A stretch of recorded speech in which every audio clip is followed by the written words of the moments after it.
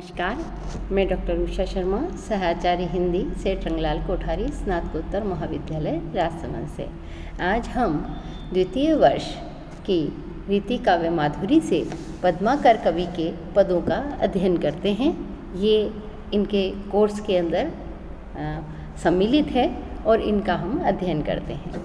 देखिए, विधि के कमंडल की सिद्धि है प्रसिद्ध यही, हरिपद पंकज प्रताप की लहर है। परमात्मा यानी ब्रह्मा के कमंडल में जो बसी हुई थी, ये प्रसिद्ध किंवदंती है या प्रसिद्ध यही है। कवि कह रहा है कि संसार में प्रसिद्ध यही है कि स्वयं ब्रह्मा के कमंडल में ये समाई हुई थी। उसके पश्चात हरिपद पंकज प्रताप की लहर है। ब्रह्मा से के कमंडल से निकलकर वो विष्णु के कमल रूपी चरणों में समा गई और यह उन्हीं की प्रताप की लहर है। पद्माकर कवि कह रहे हैं गिरि शीस मंडल के, ये क्या कवि कह रहे हैं कि हरि के पद से वह है ना, परमात्मा विष्णु के चरणों से, पैर के अंगूठे से, ऐसा माना जाता है कि उनके अंगूठे से निकलकर यह हिमालय, गिरीश यानी हिमालय के सिर के ऊपर आई। फिर मंडल की माल तत्काल अघर है और मंडल के अंदर यानी हिमालय की चारों तरफ की पहाड़ियों में यह फैल गई और पापों को नष्ट करने लगी। तत्पाल वहीं घूम रही थी। इसी बीच में भूपति भगीरथ के रथ की सुपुण्य रथ। ये कौन है? ये गंगा कहाँ से आई? ये सब प्रताप किसने किया? विधाता से हरि को, विष्णु को दिया और विष्णु से ये हिमालय पर आई और हिमालय से धरती पर। तो ये सब किसने किया? ये भगीरथ के पुण्य रूपी रथ के पीछे चलकर धरती पर आई है। और वह भी कैसे? जन्नु जग जोग फल फेल, क्योंकि ये जन्नु ऋषि की संतान है। जन्नु की थी तभी तो जाह्नवी नाम पड़ा इनका।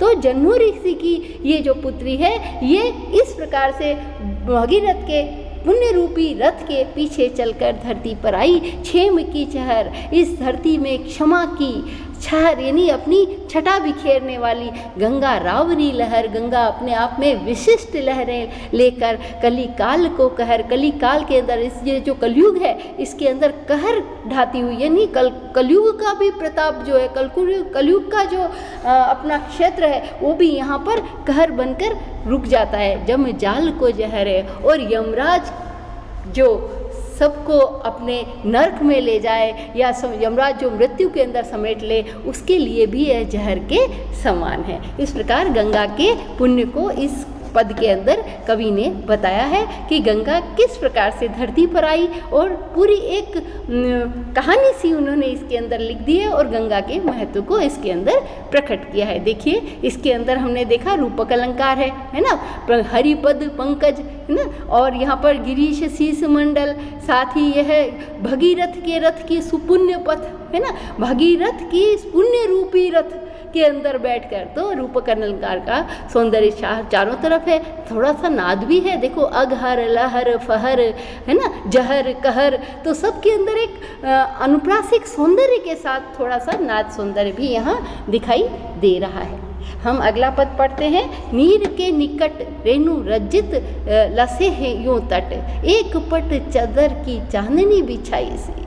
पानी के पास जो रेणु अर्थात जो मिट्टी है, वहाँ की गंगा के किनारे की मिट्टी है, वो इस प्रकार से सुंदर रजित लसे है, यूँ लसे यानी सुंदर लग रही है, इतनी सुंदर लग रही है वहाँ जिस प्रकार से मानो चांदनी की चादर बिछाई गई हो, चांदनी की चादर बिछा दी हो किसी ने।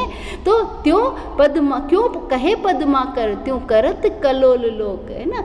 पद्माकर कवि कहते हैं कि यह ऐसी सुंदर क्रीड़ा कर रही है चांदनी के अंदर जिस प्रकार से आबरत पूरे रासमंडल की पाई सी, मानो पूरे रास मंडल का एक चित्र खींच दिया हो। आबरत यानी इबारत यानी एक चित्र खींच दिया हो किसी ने, इस प्रकार से वो वहाँ दिखाई दे रही है, क्योंकि चांदनी है और गंगा के अंदर लहरें निरंतर बढ़ती जा रही है और लहर रूपी मानो कोई जो है सखियाँ हों, गोपियाँ हों और वो वहाँ पर नृत्य कर रही हो।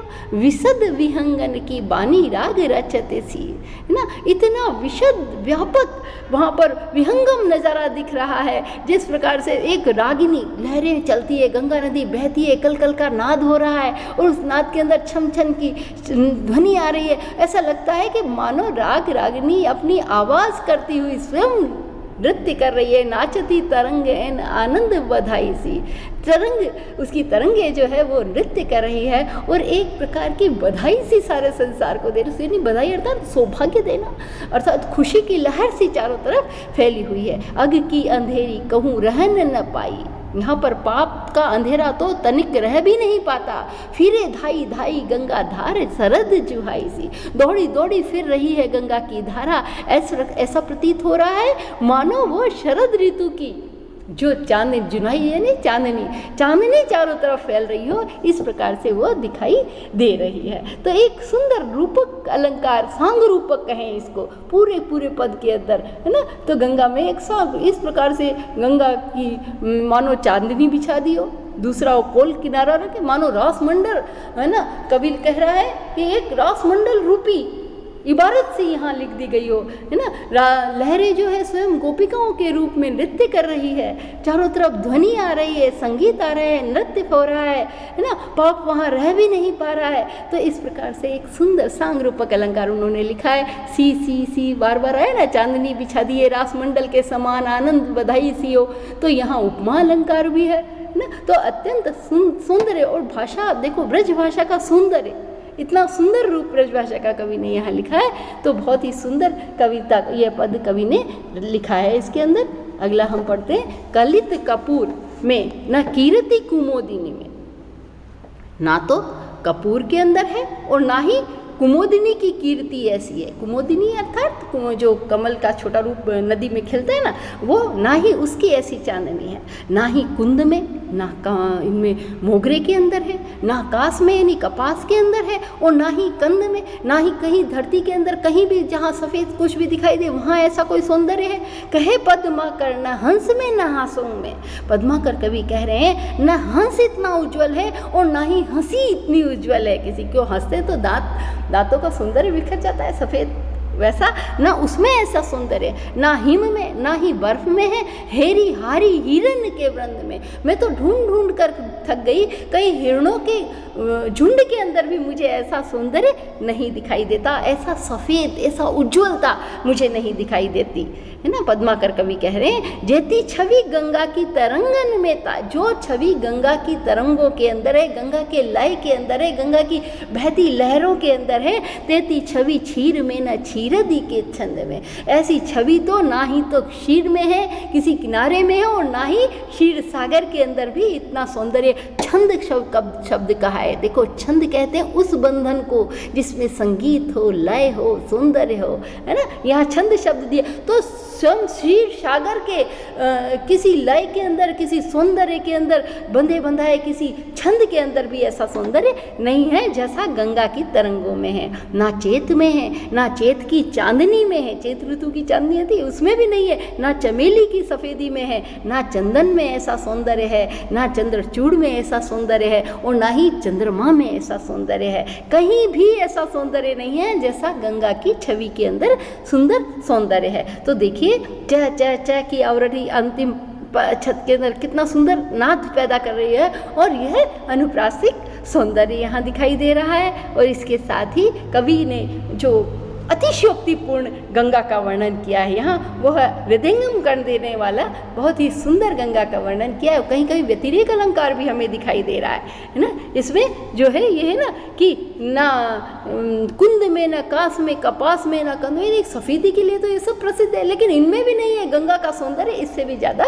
उज्जवल है। अगला पद देखते हैं हम, देखो जमपुर द्वारे लगे तिन के में की वारे को है न रखवारे ऐसे बन के उजारे हैं। यमपुर के अंदर जब आपके जीवन में किए गए कर्मों का फल ऐसा हो कि यमराज का दरवाज़ा भी बंद हो जाए आपके लिए, और कहीं और कोई आपका रखवाला ही नहीं हो संसार के अंदर, अब कहाँ जाए, भटकते रहें इधर उधर, है ना। मृत्यु के बाद भी आप भटकते रहो, जैसे कहते हैं प्राणी का जीव इधर उधर भटकता रहता है, तो भटकते रहो।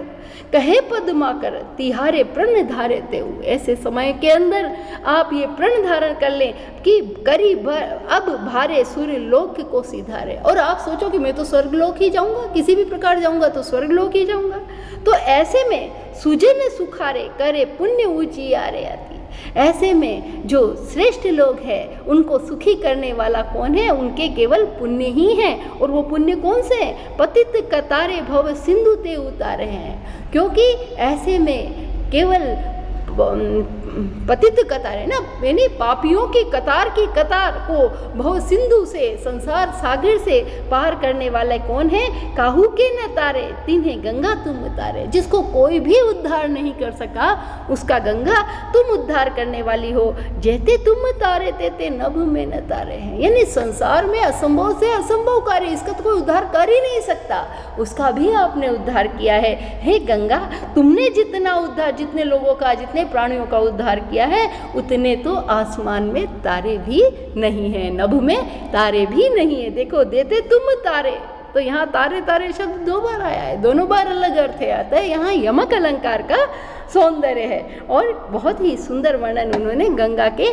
पुण्य का किया है। यानी गंगा इस धरती पर किस प्रकार से अलौकिक रूप के अंदर रह रही है और सबका उद्धार करती चली जा रही है। भाषा का सौंदर्य और एक लयबद्धता पूरे पद के अंदर, प्रारंभ से लेकर अंत तक, कि गंगा के कीर्ति को उजागर करने वाला ये पद इन्होंने, कवि ने यहाँ पर व्यक्त किया है। अगला पद देखते हैं।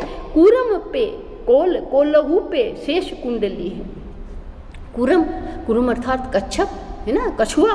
कछुए की पीठ कितनी कठोर है, और कोलहू पे शेष, और उसकी पीठ के ऊपर शेषनाग है, वो कुंडली है, शेषनाग कुंडली मारे बैठे हैं। और कुंडली पे फबी फैल सुफन हजार की, और उनकी कुंडली के ऊपर उनके हजारों फन फैले हुए हैं। शेषनाग के जो फन है वो वहाँ फैले हुए हैं। कहे पद्माकर, तो फन में पे फबी है भूमि। पद्माकर कवि कहते हैं कि उनके फन के ऊपर ये धरती विराजमान है। फन के ऊपर धरती जो है वो वहाँ शोभाएं, फबना यानी सौंदर्य होना। तो भूमि पे फबी है थी रजत पहाड़ की ना। और इस धरती के ऊपर भी देखो और सौंदर्य, तो चांदी का पहाड़, कौन सा, हिमालय, हिम का पहाड़ है ना। तो बर्फ का पहाड़, बर्फ कैसी दिखती है, रजत के समान। तो रजत का पहाड़ जो है, यहाँ रूपक अलंकार का सौंदर्य देखो। रजत पहाड़ पे शंभुसुर नायक है, और उस बर्फ के पहाड़ के ऊपर कौन है, शंभु, देवताओं के स्वामी है ना, सबसे श्रेष्ठ देवता शिव वहाँ विराजमान है। और शंभु पर ज्योति जटाजूट है अपार, और शिव की जटाजूट जो है वो अपार रूप में वहाँ फैली हुई है। शंभु जटाजूट पे चंद की छूटी है छटा, और उनकी जटाजूट पे चंद्रमा भी शोभायमान हो रहा है। चंद की छटानन पे छटा है गंगाधार की, और चंद्रमा के सौंदर्य के ऊपर एक से एक बढ़कर सुंदर सुंदर सुंदर चीजें, और उससे सबसे ज्यादा सुंदर क्या है, गंगा की धारा है। उसकी गंगा की सौंदर्य का खजाना जहाँ पर बैठा हुआ है। ऐसी गंगा, ऐसी धरती, किस प्रकार धरती टिकी हुई है इस ब्रह्मांड के अंदर, और उस ब्रह्मांड में गंगा का सौंदर्य किस प्रकार है। तो बहुत ही सुंदर वर्णन कवि ने किया है अनुप्रास का। कूरम पे कोलहू पे है ना, तो क कुंडली है, और बार बार क का वर्णन करके, और इस प्रकार से है ना, कछुए के ऊपर शेषनाग, शेषनाग के ऊपर धरती, धरती के ऊपर हिमालय, हिमालय के ऊपर शिव, शिव की जटाएं, जटा पे चंद्रमा, और जटा के पास गंगा की धारा शोभायमान हो रही है। इस प्रकार अत्यंत सुंदर वर्णन अनुप्रासिक छटा के साथ कवि ने इसके अंदर वर्णन किया। एक कहानी सी पूरी लिख दी है गंगा की शोभायमान होने की। उन्होंने इस पद के अंदर पूरी कहानी लिखकर अत्यंत सुंदर वर्णन किया है। धन्यवाद।